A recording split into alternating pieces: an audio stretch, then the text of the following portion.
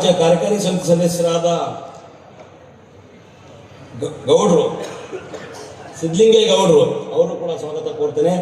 ಹಾಗೆ ಜಿಲ್ಲಾ ಪ್ರಧಾನ ಕಾರ್ಯದರ್ಶಿಗಳಾದ ರಘುರಾಮ್ ಭಾಳ ಆಕ್ಟಿವ್ ಆಗಿ ಕೆಲಸ ಮಾಡ್ತಾರೆ, ಅವರು ಕೂಡ ಆತ್ಮೀಯ ಸ್ವಾಗತ ಕೋರ್ತೇನೆ. ವೇದಿಕೆಯ ಮುಂಭಾಗದಲ್ಲಿರ್ತಕ್ಕಂಥ ಎಲ್ಲ ರಾಜ್ಯದ ಮೂಲೀಕರಣಕ್ಕೆ ಬಂದಂಥ ಏನು ನಿಮ್ಮ ವಂತಿಗೆ ಹಣದಿಂದ 1 ಕೋಟಿಯನ್ನು ದಾಟುತ್ತೆ ಅಂತೇಳಿ ನಾವು ಈ ಬಾರಿ ಘೋಷಣೆ ಮಾಡ್ತಾ ಇದ್ದೇವೆ. ಕೊಡಿಸಿದ್ದಾರೆ 100ಕ್ಕೂ ಆಸುಪಾಸಿನ ಏನು ನಮ್ಮ ಮೃತಪಟ್ಟ ಬಂಧುಗಳೇನಿದ್ದಾರೆ ಅವರ ಕುಟುಂಬದ ನಂದಾದೀಪ ಆದಂಥ ಸಂದರ್ಭದಲ್ಲಿ ಗರಿಷ್ಠ 5 ಲಕ್ಷ ರೂಪಾಯಿ ಮುಖ್ಯಮಂತ್ರಿ ಪರಿಹಾರ ನಿಧಿಯನ್ನು ಕೊಡಿಸೋ ಮೂಲಕ ಅವರ ಸಂಕಷ್ಟಕ್ಕೆ ಸ್ಪಂದಿಸಿದಂಥ ಹೆಗ್ಗಳಿಕೆ ಮತ್ತು ಕೀರ್ತಿಗೆ ಭಾಷಣರಾಗಿರ್ತಕ್ಕಂಥ ಅವರಿಗೆ ತಮ್ಮೆಲ್ಲರ ಪರವಾಗಿ ಮತ್ತೊಮ್ಮೆ ತುಂಬು ಹೃದಯದ ಕೃತಜ್ಞತೆಗಳನ್ನು ಸಲ್ಲಿಸಲಿಕ್ಕೆ ಇಷ್ಟಪಡ್ತೇನೆ. ಉಚಿತ ಏನು ಪೇಲೆಸ್ ಇದು ಕ್ಯಾಶ್ಲೆಸ್ ಟ್ರೀಟ್ಮೆಂಟ್ ಸೌಲಭ್ಯ ಏನಿದೆ ಅದೇ ಮಾದರಿನಲ್ಲಿ ಪತ್ರಕರ್ತರಿಗೂ ಕೂಡ ಒಂದು ಆರೋಗ್ಯ ವಿಮೆಯನ್ನು ಘೋಷಣೆ ಮಾಡಬೇಕು ಅಂತೇಳಿ ಭಾಳ ಹಿಂದಿನಿಂದ ಹೋರಾಟ ಮಾಡ್ತಾ ಇದ್ವಿ.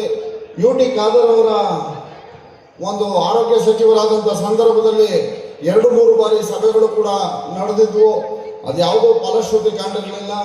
ನೆನ್ನೆಯಷ್ಟೇ ಪ್ರಭಾಕರ್ ಅವರಿಗೆ ಚರ್ಚೆ ಮಾಡಿ ಆನಂತರ ಮುಖ್ಯಮಂತ್ರಿಗಳಿಗೆ ಅವರ ಮೂಲಕ ಮನವಿಯನ್ನು ಮಾಡಿದಂಥ ಸಂದರ್ಭದಲ್ಲಿ ಇಲ್ಲಿಯೇ ಮುಖ್ಯಮಂತ್ರಿಗಳು 10 ಕೋಟಿ ರೂಪಾಯಿ ಏನು ನಮ್ಮ ಪತ್ರಕರ್ತರ ಆರೋಗ್ಯ ನಿಧಿ ಅಂತೇಳಿ 10 ಕೋಟಿನ ಘೋಷಣೆ ಮಾಡಿದ್ರು. ಅದು ಹಾಗೇ ಇದೆ ಬಡ್ಜೆಟ್ನಲ್ಲಿ.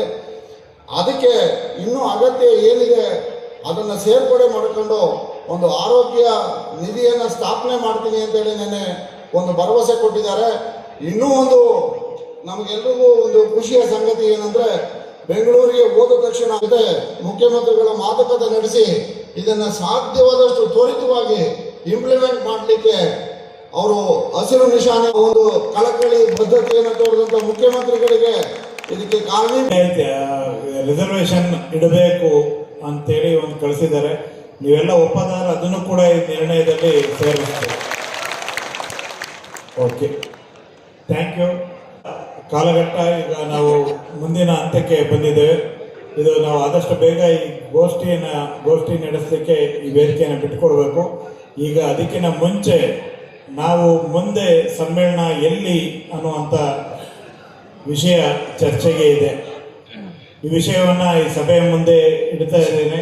ನೀವು ಈ ಸಮ್ಮೇಳನವನ್ನು ಮಾಡಬೇಕು. ಮುಂದಿನ ವರ್ಷ ಈ ಸಮ್ಮೇಳನ ತೇರನ್ನು ಯಾರು ಎಳೆದುಕೊಂಡು ಹೋಗ್ತಾರೆ ಅನ್ನೋದು ಪ್ರತಿ ವರ್ಷ ಭಾಳ ಕುತೂಹಲ ಮತ್ತು ಅಷ್ಟೇ ಅಗ್ರೆಸಿವ್ ಆಗಿ ನಮ್ಮ ಜಿಲ್ಲೆ ಕೊಡಬೇಕು ಅಂತೇಳಿ ತಾವು ಒಕ್ಕೊತ್ತಾಯವನ್ನು ಮಂಡಿಸ್ತಾ ಬಂದಿದ್ದೀರಿ. ಕಳೆದ ಬಾರಿ ಬಹುಶಃ ನಿಮ್ಗೆಲ್ಲರಿಗೂ ಗೊತ್ತಿದೆ, ದಾವಣಗೆರೆಯಲ್ಲಿ ನಾವು ನಿರ್ಣಯ ತೆಗೆದುಕೊಂಡಾಗ ತುಮಕೂರಿಗೆ ಕೊಡಬೇಕು ಅಂತ ನಮ್ಮ ರಾಯಚೂರಿನ ಎಲ್ಲ ಗೆಳೆಯರು ಸಿಟ್ಟು ಮಾಡ್ಕೊಂಡಿದ್ರು. ಹೀಗೆ ಬೇರೆ ಬೇರೆಯವರು ಅಂದರೆ ಇದು ಒಟ್ಟು ಏನೋ ಸಾತ್ವಿಕ ಶಕ್ತಿ ಅಂತ ತೋರಿಸುತ್ತೆ. ಅಂದರೆ ನಾವು ಸಮ್ಮೇಳನ ಮಾಡ್ತೀವಿ ಅಂತ ಬಿಜಾಪುರ ಇರ್ಬೋದು, ಕಲಬುರಗಿ ಇರ್ಬೋದು, ಮಂಗಳೂರು ಇರ್ಬೋದು, ಮೈಸೂರು ಇರ್ಬೋದು, ಈಗಾಗಲೇ ಸಮ್ಮೇಳನ ಮಾಡಿರುವಂಥ ಜಿಲ್ಲೆಗಳು. ಆ ಜಿಲ್ಲೆಗಳನ್ನು ಹೊರತುಪಡಿಸಿ ಬೇರೆ ಜಿಲ್ಲೆಗಳು ನಿಮ್ಮ ಹಕ್ಕೊತ್ತಾಯವನ್ನು ಮಂಡನೆ ಮಾಡಿದರೆ ಅದನ್ನು ಈ ಸಭೆಯಲ್ಲಿ ನಿರ್ಣಯವನ್ನು ಮಾಡೋಣ. ಈಗಾಗಲೇ ನಮಗೆ ಈ ಸಮ್ಮೇಳನ ಮಾಡಬೇಕು ಅನ್ನುವಂಥ ನಿಟ್ಟಿನಲ್ಲಿ ಕೇಳ್ಕೊಂಡಿರುವಂಥರು ಒಂದು ರಾಮನಗರ ಜಿಲ್ಲೆಯವರು, ಮತ್ತೊಂದು ಚಿತ್ರದುರ್ಗ ಜಿಲ್ಲೆಯವರು.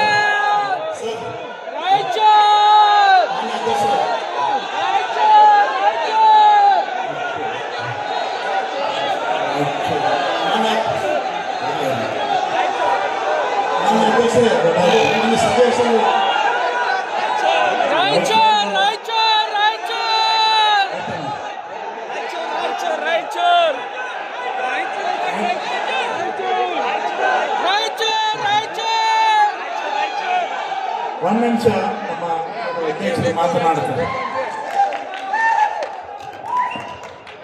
ಬಂಧುಗಳೇ, ಯಾವ ಜಿಲ್ಲೆಗಳನ್ನು ನಾವು ಅಲಕ್ಷ್ಯ ಮಾಡಿ ನೋಡಿದ್ದಿಲ್ಲ.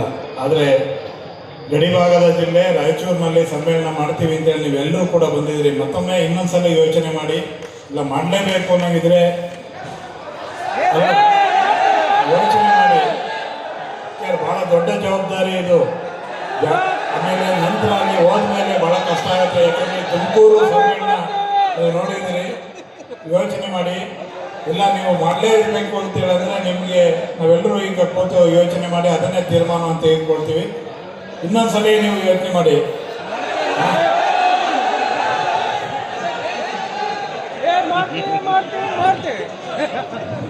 ಕಜಂ ಕಜಂ ಪಣಂ